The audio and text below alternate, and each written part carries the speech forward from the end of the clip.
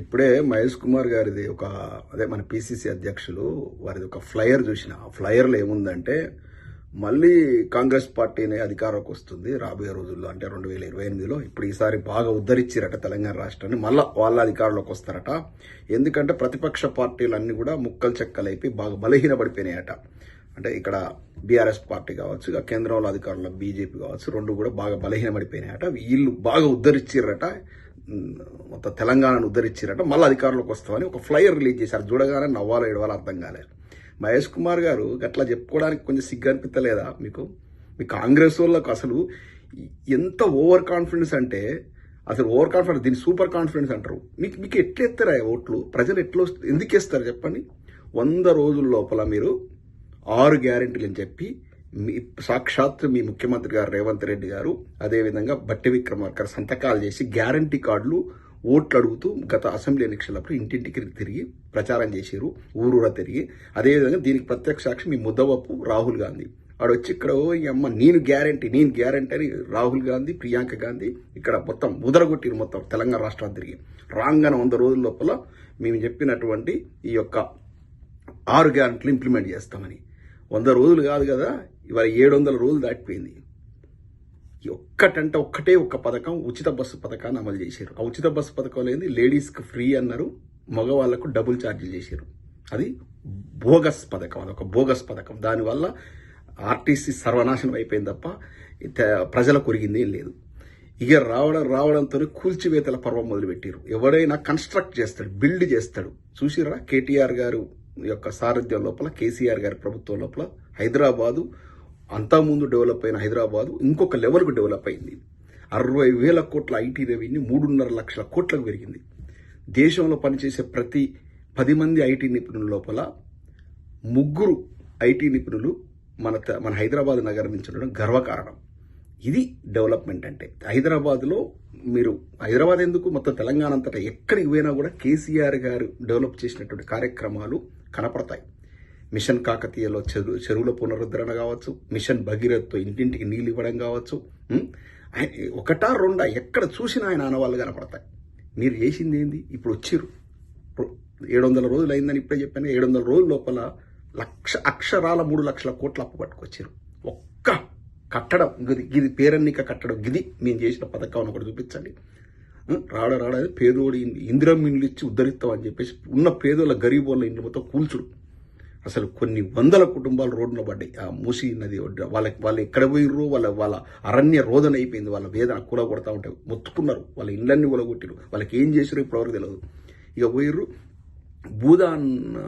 భూములు, దానం చేసిన భూములు, పేదోళ్ళ కోసం దానం చేసినప్పుడు ఆ భూముల లోపల పేదోళ్ళు కట్టుకున్నటువంటి ఇళ్లను మొత్తం నిర్దాక్షిణంగా కూలగొట్టిరు. 1000 ఇళ్లను కూలగొట్టిరు.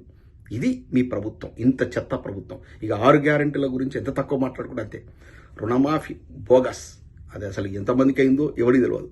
ఇక రైతు భరోసా, రైతు బంధు కేసీఆర్ 10,000 ఇస్తే మేము 15,000 ఇస్తాం. పంచాయత్ వ్యవసాయం, అదే భూమి ఓనర్లకు ఇస్తాం, కౌలు రైతులకు ఇస్తాం, ఇద్దరికి ఇస్తాం అని చెప్పేసి ఇప్పటికీ 3 విడతల రైతు బంధు ఎగ్గొట్టిర్రు. ఎందుకు రైతు బంధు అంటున్నారంటే పాత పద్ధతిలో 10,000 ఇస్తున్నారు ఎకరాకు, అర్థమైందా? 15,000 కాదు.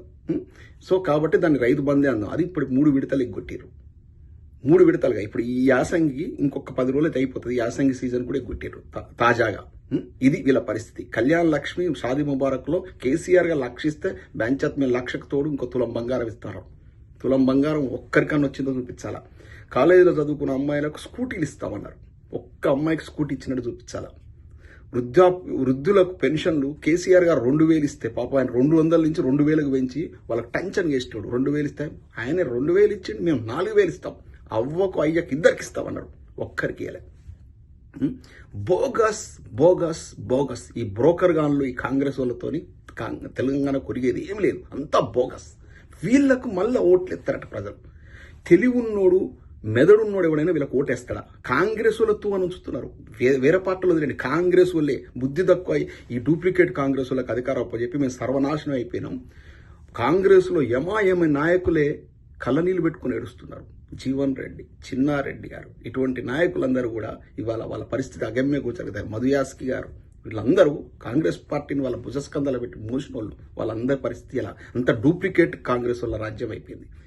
ఇక్కడ ప్రభుత్వం ఏలుతున్నటువంటి రేవంత్ రెడ్డి గారు అక్కడ తన గురువైనటువంటి చంద్రబాబు నాయుడు గారి డైరెక్షన్లో అక్కడ మోడీ కంట్రోల్ లోపల పనిచేస్తున్నారు. ఇది కాంగ్రెస్ ప్రభుత్వం కాదు, ఇది బీజేపీ తెలుగుదేశం పార్టీల బినామీ ప్రభుత్వం ఇది. కాబట్టే ప్రజలకు ఒరిగేదే లేదు. ఇంత చండాలమైన పనులు చేసుకుంటూ కూడా వీళ్ళ కాన్ఫిడెన్స్కు మొక్కాలయ్యా, చేతులెత్తి మొక్కాలయ్యా. మళ్ళా గెలుస్తారట. ఎట్లా గెలుస్తారు? ఏం చేసిరని గెలుస్తారు? మీరు చేసిన మోసాలను మర్చిపోయి మళ్ళీ ఓట్లు ఎత్తారా? మీకు మీ సొల్లు కబుర్లు మళ్ళీ నమ్ముతారా? ఇప్పుడు కాంగ్రెస్ పార్టీలో ఇప్పుడు ప్రభుత్వాలు ఏలుతున్నటువంటి వాళ్ళు వాళ్ళ క్రెడిబిలిటీ లాస్ అయిపోయింది. వాళ్ళు ఏ పార్టీలో ఉన్నా కూడా వాళ్ళు భవిష్యత్తులో వాళ్ళ పార్టీ కాంగ్రెస్ ఉండరు, మళ్ళీ వాళ్ళ వేరే పార్టీలు ఆ పార్టీలకు వాళ్ళు బ్యాగేజ్ అవుతారు. అర్థమైందా? ఎందుకంటే కిరణ్ కుమార్ రెడ్డి గారి ఉదంతం చూసాం. ఆయన ఉమ్మడి ఆంధ్రప్రదేశ్కు ముఖ్యమంత్రిగా పనిచేసిండు. ఆయన రాజశేఖర్ రెడ్డి గారికి లాయల్గా ఉండే. రాజశేఖర్ రెడ్డి గారిని చనిపోయిన తర్వాత జగన్కు సపోర్ట్ చేయకుండా ముఖ్యమంత్రి అయిన తర్వాత ఈ లాస్ట్ ఈజ్ క్రెడిబిలిటీ. ఇప్పుడు కనీసం ఆయన ఒక ఎంపీగా గెలవలేని పరిస్థితికి వచ్చారు. ప్రస్తుతం ఏలుతున్నటువంటి పాలకులు కూడా భవిష్యత్తు లోపల తెలంగాణ ప్రజానికం వాళ్ళ నమ్మదు. ఎందుకంటే పచ్చి ఘరానా మోసం చేశారు. 100 రోజుల లోపల 6 గ్యారెంటీలు ఇస్తాను మోసం చేశారు. ఆ మోసం ప్రజలకు ఆల్రెడీ వచ్చింది. ఇంకా వీళ్ళు వస్తూ కొత్త కష్టాలు ఏం పట్టుకొచ్చారు. యూరియా కష్టాలు, ఎన్నడూ చూడని యూరియా కష్టాలు. గతంలో ఎప్పుడో 30-40 ఏళ్ల కింద చూసిర్రో కాంగ్రెస్ పరిపాలన లోపల. మళ్ళీ గదే చెప్పులు, పాస్బుక్లు, ఆధార్ కార్డులు లైన్లో పెట్టి యూరియా కొనడానికి వాళ్ళ పైసలు పెట్టి వాళ్ళు కొనుక్కుని యూరియా కొనడానికి క్యూలో నిలబడే పరిస్థితి పట్టుకొచ్చారు. ఇవాళ గ్యాస్ దొరకట్లేదు, నిత్యావసర సరుకులు దొరకట్లేవు. గురుకులాల లోపల విషాహారం తిని విద్యార్థులు గిలగిల కొట్టుకుంటున్నారు. ఫీజు రియంబర్స్మెంట్ రాక కాలేజీలు మొత్తం వృత్తి విద్యా కళాశాలలు మూతపడే పరిస్థితి వచ్చింది. ఆర్టీసీ సమ్మె సైరన్ మోగింది. ఒకటా రిటైర్డ్ ఉద్యోగులకు వాళ్ళ బెనిఫిట్స్ రాక సాక్షాత్ ఇవాళ ఒక కోర్టు జడ్జి న్యాయమూర్తి, రిటైర్డ్ న్యాయమూర్తి వాళ్ళ కోర్టుకు పోయిన పరిస్థితి వచ్చింది. నా రిటైర్మెంట్ బెనిఫిట్స్ కావాలని. ఇది పరిస్థితి. టీచర్లను మెడ మీద కత్తి వేలాడుతూ ఉంది. వాడు ఆకునీరు మురళి అని ఐఏఎస్ ఆఫీసర్ ఆధ్వర్యంలో కమిటీ వేసేసి ఇప్పుడు అది కనుక ఇంప్లిమెంట్ చేస్తే టీచర్ల జీతాలు సగం తగ్గిపోతాయి. ఇటువంటి దుస్థితి పట్టుకొచ్చారు తెలంగాణలో. కాంగ్రెస్ పార్టీకి పొరపాటున ఒక ఓటేస్తే ఇది తెలంగాణలో ఉన్నటువంటి పరిస్థితి. మళ్ళీ వీళ్ళు సిగ్గు, శరం, ఇజ్జత్, మానం ఏం లేకుండా మళ్ళీ ఫ్లైయర్లు రిలీజ్ చేస్తున్నారు. సాక్షాత్ పిసిసి అధ్యక్షులు రిలీజ్ చేసి మళ్ళీ మేమే అధికారంలోకి వస్తాం. ఒక్కసారి ఆత్మపరిశీలన చేసుకుంటే సిగ్గు అనిపించట్లేదా మహేష్ కుమార్ గౌడ్ గారు? ఒక్కసారి రివ్యూ చేసుకోండి. మీరు ఏం ముద్దరిచ్చారు అవి ఎక్స్ప్లెయిన్ చేసి మేము ఇన్ని పనులు చేసినాం, ఇన్ని గొప్ప పనులు చేసినాం, మాకు మళ్ళీ అధికారం వస్తుంది చెప్పుకుంటే ఒకటి. ఇప్పుడు నేను చెప్పిన అన్నిటికీ మీరు సమాధానం చెప్పండి, ప్రెస్ మీట్ పెట్టి చెప్పండి మేము చేసినామని చెప్పే ధైర్యం ఉందా మీకు? మీకు ఎందుకు ఓట్లేస్తారు ప్రజలు? ఇది కాంగ్రెస్ పార్టీని మర్చిపోయి మళ్ళీ ఓటేసి గెలిపించారు. ఇలా సర్వనాశనం చేసే తెలంగాణను, పురోగమిస్తున్న తెలంగాణను తిరోగమన దిశలో మళ్ళీ అధపాతాలను దొక్కుతుంది కాంగ్రెస్ పార్టీ. ఇంకెప్పుడు కూడా కాంగ్రెస్ పార్టీకి భవిష్యత్తులో ఓటేయొద్దంటూ విన్నవించుకుంటూ మీ ఎర్రమరెడ్డి తిరుపతి రెడ్డి. జై తెలంగాణ.